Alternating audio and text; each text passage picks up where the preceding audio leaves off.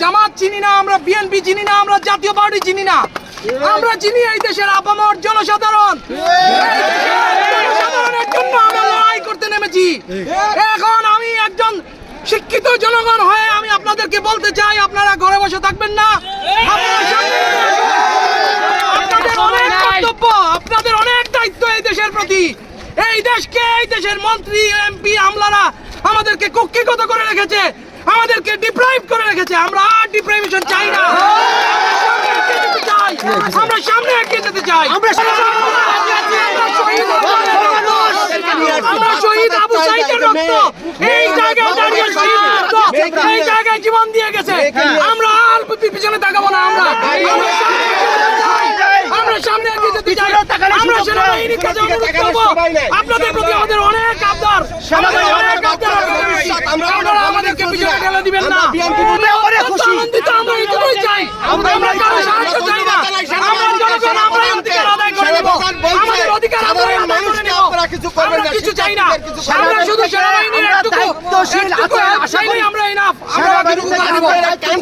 সেনাবাহিনী আমাদের মূল আকর্ষণ।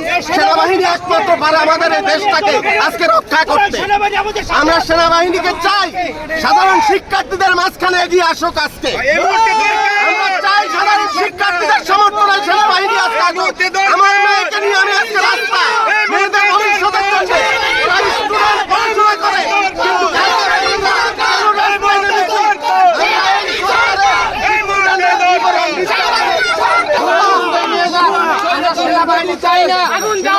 দর্শক, আজকে বাঙালি একটি ইতিহাসের সাক্ষী হয়ে রইল।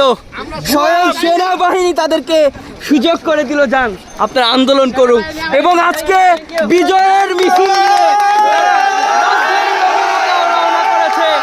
দেখতেই পাচ্ছেন কি একটা আনন্দ উল্লাসে মেতে উঠেছে তারা।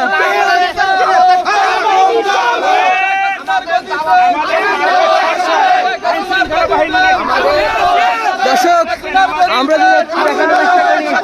এভাবে আন্দোলনকারীরা তাদের আন্দোলন নিয়ে সামনের দিকে অগ্রসর হচ্ছে। এক কথায় আনন্দ উল্লাসে মেতেছে এবং বিজয়ের আনন্দ তারা স্বাদ গ্রহণ করেছে আজকে, যেটা বলতে আর বাকি থাকে না। আমরা দীর্ঘদিন ধরে কিন্তু আন্দোলন দেখছি এবং এখন পর্যন্ত যেমনটি দেখতে পাচ্ছি পুরো এলাকা জুড়ে আন্দোলনকারীরা, এবং এখন তারা সেই কেন্দ্র শহীদ মিনারের দিকে অগ্রসর হয়েছে।